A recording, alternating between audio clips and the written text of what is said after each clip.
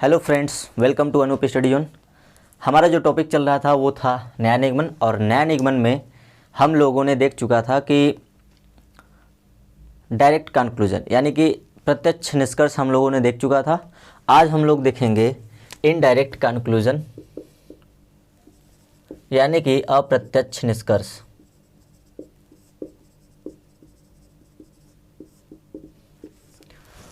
अप्रत्यक्ष निष्कर्ष देखिए, अप्रत्यक्ष निष्कर्ष में आपको 2 स्टेटमेंट देगा, 3 स्टेटमेंट देगा, 4 स्टेटमेंट देगा। ठीक है, तो शुरुआत करेंगे सेकंड स्टेटमेंट से। सेकंड स्टेटमेंट, ठीक है, सेकंड स्टेटमेंट में आपको 2 बातें बिल्कुल ध्यान रखनी है कि देखिए, अब इसको तो मैं लिखूंगा नहीं कि हाँ कि निष्कर्ष के लिए जो है कि 2 कथन की आवश्यकता होती है, ये तो जाहिर सी बात है। मैंने सेकंड स्टेटमेंट लिख दिया तो आप समझ जाइए कि 2 स्टेटमेंट वाले क्वेश्चन होंगे इसमें। ठीक है, तो उसके कुछ नियम हैं, आपको इस चीज़ को ध्यान रखनी है। ठीक है, पहला पॉइंट ये है कि दोनों कथनों में, जो 2 हमारे कथन होंगे, दोनों कथनों में एक समान वर्ड यानी कि समान शब्द होना जरूरी है, होना जरूरी है। जैसे मैं कह दूं कि सभी गाय भैंस हैं, ठीक है, दूसरा मैं कह दूं, दूसरा कथन कि कुछ गाय भैंस नहीं हैं। अब इसमें क्या है कि उसी चीज़ को दोबारा रिपीट किया। जैसे आप एग्जांपल देखो, जैसे मान लीजिए मैंने कहा कि सभी गाय भैंस हैं, ठीक है, दूसरा मैं कह दूं कि कुछ भैंस गधे हैं। तो इन 2 स्टेटमेंट हो गए हमारे, और इन दोनों स्टेटमेंट में आपका समान शब्द क्या है भाई? भैंस इसमें भी है और भैंस इसमें भी है, तो ये 2 क्या हो गए? समान शब्द हो गए। ठीक है, इस बात का मतलब समझ गए आप लोग कि 2 हमारे जो है कि दोनों कथनों में एक समान शब्द होना जरूरी है, तो ये और ये एक समान शब्द हो गए। ठीक है, अब इसी में दोनों में से एक की वैल्यू 100 होनी जरूरी है, 100 होनी चाहिए। दोनों में से एक की वैल्यू 100 होनी चाहिए, और अगर 100 नहीं हुआ तो, अगर 100 नहीं हुआ तो उन दोनों से मिलकर कोई भी निष्कर्ष नहीं निकलेगा। मेरे कहने का मतलब दोनों की वैल्यू 100 होनी चाहिए, तो उसका मतलब क्या है? जैसे मान लीजिए यही 2 कथन हैं हमारे, तो इसका सभी से स्टार्ट हुआ है तो वैल्यू रखेंगे कितना होगा? 100 और 50। कुछ से स्टार्ट हुआ तो 50 और 50। पर ये देखो, 2 जो हमारे वर्ड सेम थे उन दोनों में कहीं भी 100 आया? नहीं आया। दोनों में से किसी का भी 100 नहीं है, तो इन दोनों से मिलकर जो निष्कर्ष बनेगा वो नहीं बनेगा, कोई निष्कर्ष नहीं निकलेगा। दोनों से मिलकर बना होगा जो वही, उसी को बोलते हैं अप्रत्यक्ष निष्कर्ष। ठीक है, 100 होनी चाहिए। अगर मैं यहाँ पर कह दूं कि यहाँ पे इसको हटा के लिख दूं कोई भैंस गधा नहीं है, ठीक है, तब बताओ अगर कोई से स्टार्ट होता है, नो या नन से, तो वैल्यू क्या होती है? 100 और 50। और हमारा देखिए भैंस और भैंस जो कॉमन टर्म है, कॉमन टर्म पे एक की वैल्यू 100 हो गई है। यानी देखो, कहने का मतलब समझिए, यहाँ पे अगर वैल्यू 100 और 50 है, कॉमन टर्म पे बात कर रहा हूँ, लिख दे रहा हूँ मैं, कॉमन टर्म जो समान शब्द होंगे उस पे अगर एक की वैल्यू 50 है तो निष्कर्ष बनेगा, निकलेगा। अगर दोनों 100 हैं तो भी निष्कर्ष निकलेगा। अगर एक 50 है और दूसरा भी 50 है तो निष्कर्ष नहीं निकलेगा। इस बात को हमेशा ध्यान रखिएगा। ठीक है, अब दूसरे पॉइंट पे आते हैं। दूसरा पॉइंट मेरा क्या है भाई? पॉजिटिव और नेगेटिव देखना। इस चीज़ को बेहद ज़रूरी है, इस चीज़ को हमेशा ध्यान रखना। ठीक है, स्टेटमेंट होता है पहला, देखो पहला स्टेटमेंट, ठीक है, दूसरा स्टेटमेंट। भाई 2 स्टेटमेंट पढ़े हैं तो 2 स्टेटमेंट होंगे, फिर हमारा क्या होगा? फिर होगा मेरा निष्कर्ष।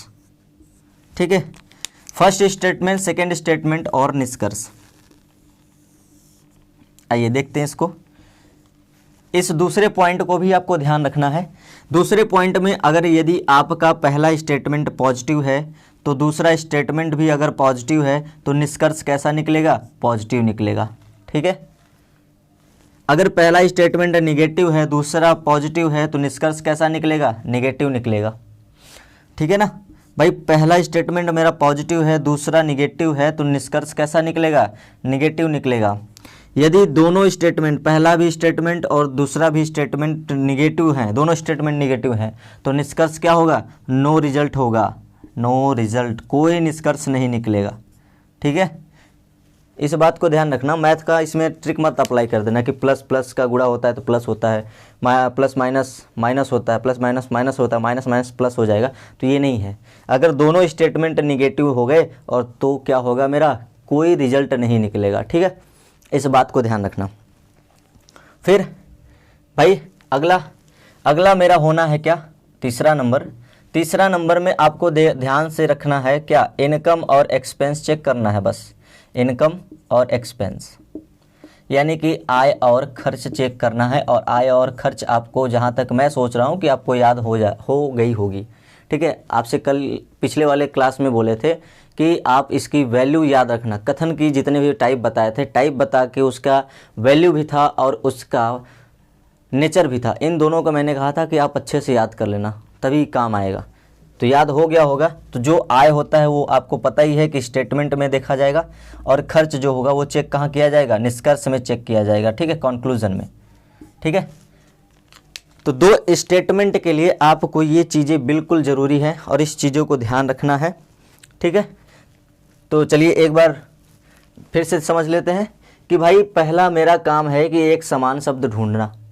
ठीक है, एक समान शब्द ढूंढना, और उसका यानी कि हम कह सकते हैं उसको कॉमन टर्म, जो कॉमन होते हैं दोनों में। भैंस और भैंस कॉमन है तो कॉमन टर्म। और उस पर एक की वैल्यू कितनी होनी चाहिए भाई? 100 होनी ही चाहिए। दोनों में से किसी एक की 100 वैल्यू होनी चाहिए। दोनों 50 हैं तो नहीं बनेगा, कोई निष्कर्ष नहीं बनेगा। इन दोनों से मिलकर कोई निष्कर्ष नहीं बनेगा। ठीक है भाई, सिंगल स्टेटमेंट का दे सकता है आराम से। सिंगल स्टेटमेंट तो अपना पढ़ा ही है, तो सिंगल स्टेटमेंट सिंगल बनेगा। ठीक है, तो भाई एक की वैल्यू 100 होनी चाहिए। दो में से एक की 100 और एक 50 है तो बनेगा। भाई दोनों 100 हैं, अगर इसका भी 100 इसका भी 100 तो भी बनेगा, कोई दिक्कत नहीं है। जैसे कैसे 100 हो जाएगा भाई? कि मैं यहाँ पे सभी को हटा के लिख दूँ कुछ, और यहाँ पे हटा के भैंस को, भैंस ही रहने दो, सॉरी भैंस ही रहने दो, बस इसको लिख दूँ नहीं, तो कुछ गाय भैंस नहीं है। ठीक है, और फिर यहाँ पे लिख दूँ सभी भैंस गधे हैं। ठीक है, तो सभी से स्टार्ट हुआ तो वैल्यू 100 और 50 होगी। कुछ से स्टार्ट हुआ तो वैल्यू 50 और 100 होगी। ठीक है ना भाई, इसमें देखो भैंस पे भी 100 है और इसमें भी देखो भैंस पर भी 100 है, तो कॉमन टर्म पे मेरा 100 और 100 है, तो भी इसका निष्कर्ष बनेगा। कैसा निष्कर्ष बनेगा भाई? ये निगेटिव है, ये पॉजिटिव है, तो पॉजिटिव निगेटिव मिलकर कैसा बनाते हैं? पॉजिटिव और निगेटिव मिलकर निगेटिव निष्कर्ष बनाएंगे, तो निगेटिव निष्कर्ष मेरा बनेगा। क्लियर है? तो ये चीज़ समझ में आ गई पहला। दूसरा मेरा पॉजिटिव और निगेटिव चेक करना है कि पॉजिटिव और पॉजिटिव दोनों कथन है तो पॉजिटिव निष्कर्ष निकलेगा। निगेटिव और पॉजिटिव है भाई, पहला स्टेटमेंट निगेटिव, दूसरा स्टेटमेंट पॉजिटिव, तो निगेटिव बनेगा। ठीक है, निगेटिव और निगेटिव दोनों स्टेटमेंट मेरा अगर निगेटिव है तो कोई रिजल्ट उनसे मिलकर, दोनों से मिलकर जो बना होगा उसका कोई रिजल्ट नहीं बनेगा, दोनों के दोनों गलत होंगे। ठीक है भाई, मेरे कहने का मतलब कि दोनों से मिलकर जो बने होंगे वो स्टेटमेंट गलत, कंक्लूजन गलत हो जाएंगे। जो अगर दोनों पॉजिटिव निगेटिव हैं तो, दोनों अगर निगेटिव हैं तो कोई निष्कर्ष नहीं निकलेगा। ठीक है, तो इसको नोट कर लीजिए। आइए फिर एग्जाम्पल पे चलते हैं। आइए एग्जाम्पल देखते हैं। आप ये पहला एग्जाम्पल यहाँ पे देंगे, दूसरा एग्जाम्पल यहाँ पे।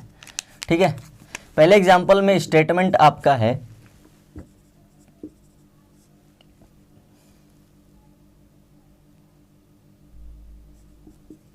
कुछ रोटी कपड़ा नहीं है, सभी कपड़े मकान हैं।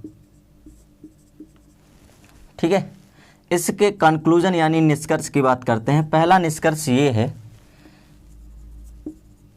कुछ मकान रोटी है। दूसरा, सभी कपड़े रोटी हैं। तीसरा,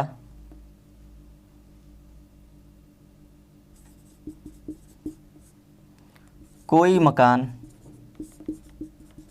रोटी नहीं है।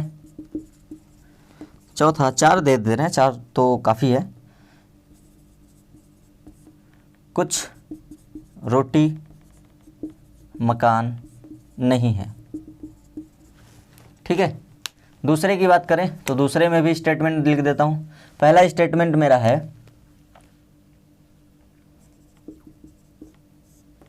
कोई दुकान मॉल नहीं है। कुछ मॉल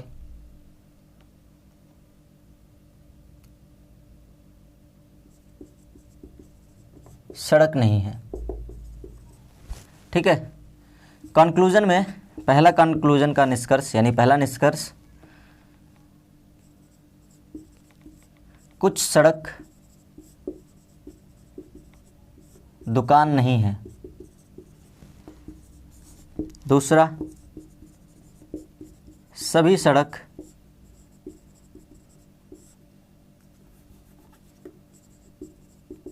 दुकान है।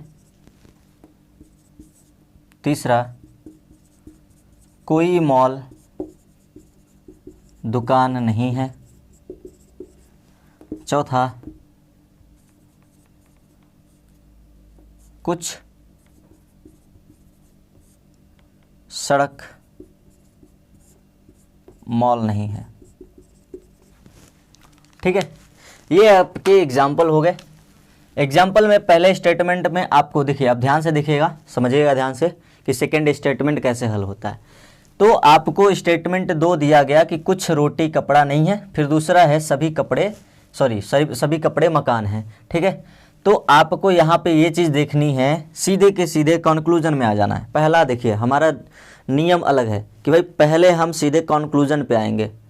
ये जान लीजिए, जिस तरीके से मैं कह रहा हूँ अगर आप उस तरीके से करोगे ना तो बिल्कुल आसान बनेगा आपके लिए, कि आप सीधा इस पे मत जाइए कि ये पॉजिटिव निगेटिव चेक करें। पहले कुछ नहीं करना है, कॉमन टर्म भी मत ढूंढो,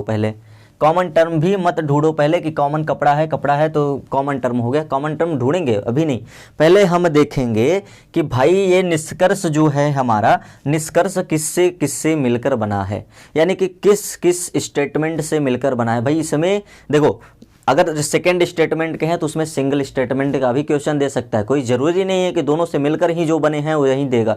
तो सिंगल स्टेटमेंट वाला भी क्वेश्चन दे सकता है, और सिंगल स्टेटमेंट वाला आपको पता है कि अगर स्टेटमेंट पॉजिटिव है तो निष्कर्ष भी पॉजिटिव निकलेगा, निगेटिव है तो निष्कर्ष भी निगेटिव निकलेगा। इस बात को ध्यान रखना है।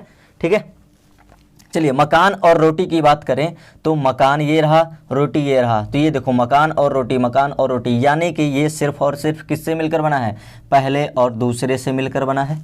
क्लियर है इतना? कपड़ा और रोटी, ये बताओ, कपड़ा और रोटी यहाँ पर है। अब कहोगी कपड़ा यहाँ पर भी है, रोटी यहाँ पर भी है, तो भाई अगर इससे और इससे मिलकर बनाएंगे तो ये दो स्टेटमेंट से मिलकर बना, और 2 स्टेटमेंट से अगर मिलकर बना तो कॉमन टर्म तो होना चाहिए ना। भाई इन दोनों की बात कर रहे हो तो पर ये दोनों कॉमन टर्म थोड़ी हैं। कॉमन टर्म होता है तो कॉमन टर्म वाला लिया नहीं जाता है, पर यहाँ पे ये कॉमन टर्म है तो बचा क्या, रोटी मकान, तब जाके 1 और 2 से मिलकर बना। अगर कपड़े और रोटी आ गए तो कपड़ा यहाँ पर है, रोटी यहाँ पर है, तो ये बना किससे भाई, पहले से बना है। मकान और रोटी ये भी पहला और दूसरे से मिलकर बना है। ठीक है, रोटी और मकान ये भी पहला और दूसरे से मिलकर बना है। तो जो सिंगल स्टेटमेंट से बनेगा तो सिंगल स्टेटमेंट वाला लॉजिक लगाएंगे, डबल स्टेटमेंट से जो बना है उसमें डबल स्टेटमेंट का लॉजिक लगाएंगे। क्लियर है इतना? चलिए अब हम देखेंगे पॉजिटिव नेगेटिव। अब आते हैं पॉजिटिव और नेगेटिव पे, फिर आते हैं, सॉरी पॉजिटिव नेगेटिव उल्टा लिख दिया हम। ये है हमारा नेगेटिव, ये है हमारा पॉजिटिव। ठीक है, कुछ से स्टार्ट है तो ये पॉजिटिव है, सभी कपड़े रोटी हैं तो ये भी पॉजिटिव है, कोई मकान रोटी नहीं है तो ये भी सॉरी नेगेटिव है, कुछ रोटी मकान नहीं है तो ये भी नेगेटिव है। क्लियर है इतना?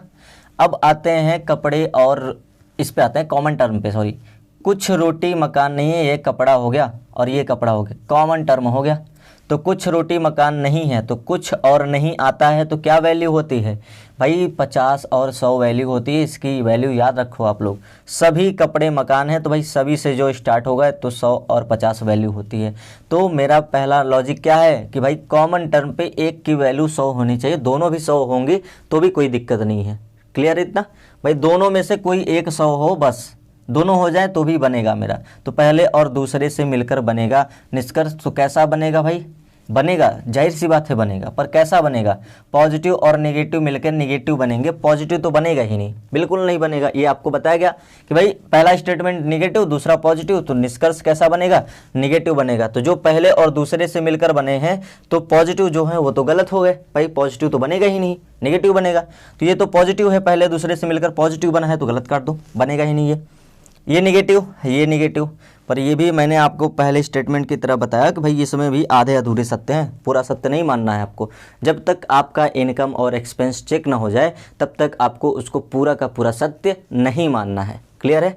चलिए अब इसको छोड़ते हैं, अभी ये सिंगल स्टेटमेंट है, इसको मैं देखूंगा।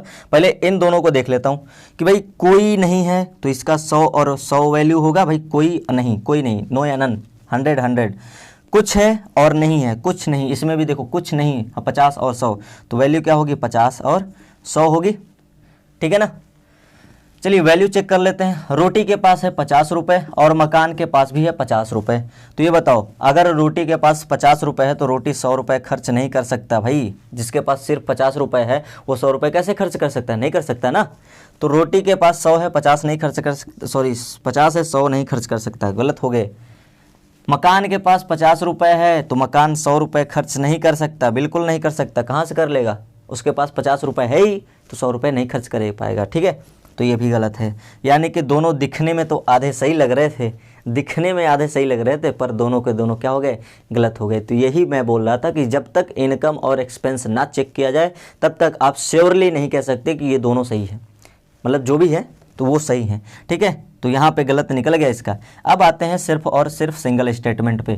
सिंगल स्टेटमेंट किससे बना है भाई, पहले से। तो पहला क्या है मेरा, नेगेटिव। तो आपका सिंगल स्टेटमेंट का लॉजिक क्या कहता है कि यदि मेरा कथन नेगेटिव है तो निष्कर्ष भी मेरा कैसा बनेगा, नेगेटिव बनेगा, तो पॉजिटिव नहीं बनेगा। तो ये भी गलत है। यानी कहने का मतलब कोई भी निष्कर्ष अनुसरण नहीं करता है, कोई भी निष्कर्ष फॉलो नहीं करता है।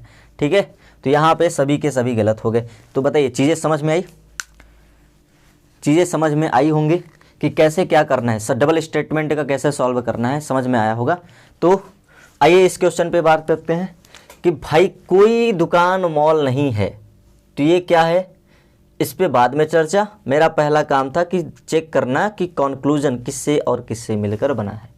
ठीक है, पहला पॉइंट मेरा यही है कि आपको चेक करना है कि कंक्लूजन जो है, निष्कर्ष जो है वो किससे मिलकर बना है। इससे मेरा जो होता है ना क्लियर हो जाता है।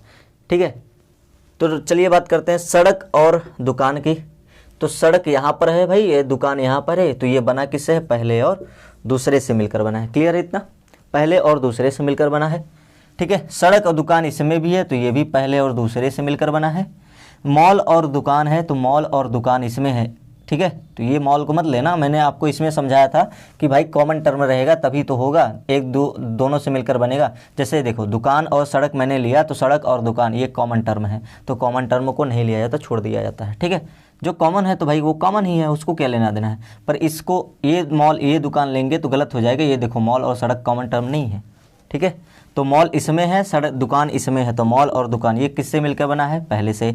इसमें देखो सड़क और मॉल, सड़क और मॉल इसको बनाएंगे दूसरे से भाई, ये पहले से नहीं बना, ये मॉल सड़क नहीं लेंगे ना।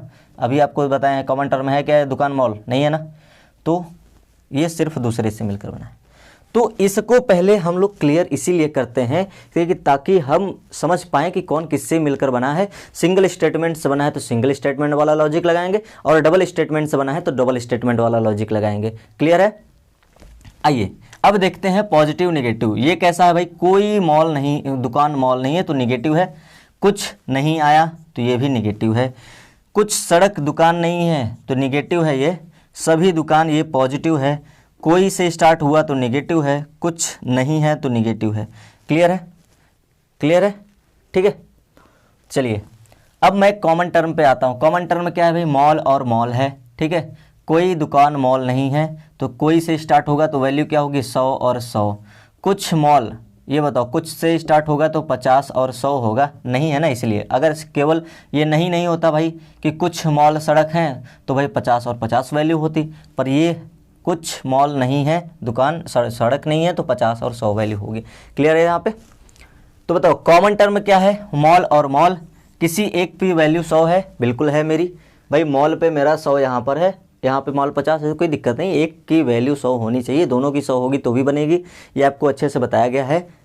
ठीक है, चलिए अब देखते हैं। अब आप यहाँ पर भाई सीधे आपको उस चीज़ पर जाना ही नहीं है, जो पहले और दूसरे से मिलकर बने हैं उसको देख लो, क्योंकि इसके बाद मेरा कॉमन टर्म के बाद मेरा क्या आता है भाई, पॉजिटिव नेगेटिव देखना आता है कि नहीं। फिर उसके बाद इनकम एक्सपेंस पे आते हैं, तो पहले पॉजिटिव नेगेटिव देख लें। पॉजिटिव नेगेटिव देखेंगे तो पहला स्टेटमेंट नेगेटिव, दूसरा भी स्टेटमेंट नेगेटिव, तो पहले और दूसरे से जो मिलकर बना होगा वो निष्कर्ष, कोई निष्कर्ष नहीं बनेगा, नो रिजल्ट बनेगा, कोई रिजल्ट बनेगा ही नहीं ना। नेगेटिव नेगेटिव मिलकर कोई रिजल्ट नहीं बनाते, ये आपको मैंने बताया कि भाई पॉजिटिव नेगेटिव नेगेटिव बनाता है, पॉजिटिव पॉजिटिव पॉजिटिव बनाता है, पॉजिटिव और नेगेटिव मिलकर नेगेटिव बनाते हैं, पर नेगेटिव और नेगेटिव मिलकर कोई रिजल्ट नहीं बनाते हैं। तो जो पहले और दूसरे से मिलकर बना होगा वो सारे के सारे क्या होंगे, गलत होंगे। तो ये भी गलत हो गया, ये भी गलत हो गया। तो सिर्फ मेरा बचा सिंगल स्टेटमेंट, सिंगल स्टेटमेंट वाला लॉजिक लगा दो इसमें भाई, डबल स्टेटमेंट वाले सारे गलत होंगे, क्योंकि नेगेटिव और नेगेटिव हो गए तो नेगेटिव नेगेटिव कोई रिजल्ट नहीं बनता। क्लियर है? तो चलिए सिंगल स्टेटमेंट वाला ढूंढते हैं। ये पहला है, ये दूसरे से मिलकर बना, ये पहला से है सिर्फ। तो पहला क्या है भाई, कोई दुकान, ये नेगेटिव है ना, सिंगल स्टेटमेंट वाला लॉजिक भाई, ये नेगेटिव है मेरा तो नेगेटिव बनेगा, तो नेगेटिव है, बिल्कुल सही है। ये भी नेगेटिव है तो नेगेटिव बनेगा, बिल्कुल सही है ना, तो बिल्कुल सही है, बस पूरा सही नहीं है, अभी चेक करना बाकी है। तो 100 और 100 आ गया, तो 100 और 100 में कोई नहीं, तो ये 100, इसका भी वैल्यू 100 ही होगा। तो भाई जिसके पास 100 है तो वो 100 खर्च कर सकता है, 100 है तो 100 खर्च कर सकता है, आराम से कर सकता है, तो ये तो सही है। कुछ नहीं आया तो 50 और 100 वैल्यू रखो, नेगेटिव है तो नेगेटिव बनेगा, ये तो जाहिर सी बात है। फिर उसके बाद अब मेरा आता है इनकम और एक्सपेंस चेक करना, तो इनकम और एक्सपेंस चेक करते हैं। कुछ मॉल सड़क नहीं है, तो भाई मॉल के पास है 50 रुपये, सड़क के पास है 100 रुपये, तो मॉल के पास 50 रुपये है तो मॉल 100 रुपये कैसे खर्च कर सकता है, नहीं कर सकता, ये गलत हो गया। तो कुल मिला के मेरा निष्कर्ष 3 अनुसरण करता है। ऐसा ऑप्शन में मिलेगा कि निष्कर्ष 1 अनुसरण करता है, निष्कर्ष 1 और 2 दोनों अनुसरण करते हैं, 1 और 3 करते हैं, केवल अनुसरण 3 करता है निष्कर्ष, तो इस तरीके के ऑप्शन मिलेंगे। ठीक है, तो उसमें ऑप्शन मेरा यही सही होगा कि निष्कर्ष 3 अनुसरण करता है। यहाँ पे 3 के पहले क्या होगा, केवल, निष्कर्ष केवल 3 अनुसरण करता है। ठीक है, क्लियर है? चलिए, तो यहाँ पे मेरा सब गलत हो गए, यहाँ पे मेरा इतना सही हुआ, पर हाँ 1-2 पॉइंट और हैं, उस बात को आप लोग ध्यान रखिएगा, इसको एग्जाम्पल के तौर पे रख लीजिएगा। ठीक है, 2 पॉइंट हैं आपको हमेशा ध्यान रखनी है। ठीक है, और वो 2 पॉइंट क्या है मैं बता दे रहा हूं आपको। पहला पॉइंट ये है, जिसके कथन में वैल्यू 100 हो, जिसके कथन में वैल्यू 100 हो, जिसके कथन में जिसकी वैल्यू 100 हो, उसका खर्च चेक नहीं करते हैं। ठीक है भाई, जिसके पास पूरा 100 रुपये है तो वो 100 रुपये में से 100 रुपये खर्च कर सकता है, जिसके पास 100 रुपये है तो वो 100 में से 50 भी खर्च कर सकता है, तो उसको चेक करने की कोई आवश्यकता ही नहीं है ना भाई। यहाँ पे देख लो कहाँ गया, सड़क के पास 100 रुपये हैं तो 100 में से 50 तो खर्च कर सकता है, इसीलिए मैंने इसको चेक नहीं किया कि भाई उसके पास 100 रुपये है, वो तो 100 में से 100 भी खर्च कर सकता है, 50 भी खर्च कर सकता है। तो यानी इस बात को ध्यान रखना, जिसके कथन में वैल्यू जिसकी 100 हो तो उसका खर्च कभी भी चेक नहीं करते, वो ऑलरेडी सही होता है। ठीक है, जिसका 50 हो जिसकी वैल्यू 50 हो, जिसकी वैल्यू 50 हो बस उसी का चेक करेंगे, इस बात को ध्यान रखना। जिसकी वैल्यू 50 हो बस उसी का चेक करेंगे और किसी का नहीं चेक करेंगे। दूसरी बात, अगर जिसकी वैल्यू कथन में जिसकी वैल्यू 100 और 100 हो जाए, जिसकी वैल्यू 100 और 100 हो जाए, 100 और 100 हो जाए, ठीक है, 100 और 100 हो जाए तो उसका निष्कर्ष में चेक ही नहीं करते हैं। उससे मिलकर बना, सिर्फ सिंगल स्टेटमेंट, उससे मिलकर बना जो सिंगल स्टेटमेंट होगा उससे उसका चेक ही नहीं करते हैं निष्कर्ष। बस ये चेक कर लेते हैं कि निगेटिव है तो निगेटिव बनेगा, पॉजिटिव है तो पॉजिटिव बनेगा, बाकी उसकी वैल्यू चेक नहीं करते हैं। उसकी वैल्यू देखो, इसमें भी कोई दिक्कत नहीं है, 100 खर्च है, कोई दिक्कत नहीं, ठीक है। आई होप वीडियो पसंद आई होगी, तो वीडियो को लाइक करना ना भूलें, लाइक करें, शेयर करें, सब्सक्राइब करें और दोस्तों में भी शेयर कर दें, ठीक है। और फिर अगले वीडियो में मिलते हैं 3 स्टेटमेंट और 4th स्टेटमेंट दोनों साथ लेके, तो उन दोनों को मैं कवर कर दूंगा। फिर उसके बाद मैं पढ़ाऊंगा आप लोगों को कॉम्प्लीमेंट्री पेयर, आइदर और नाइदर नॉर, ठीक है। तो आइदर और नाइदर नॉर भी इंपॉर्टेंट है, उसको भी जान लेना बहुत इंपॉर्टेंट है। तो मिलते हैं अगले वीडियो में, तब तक के लिए धन्यवाद।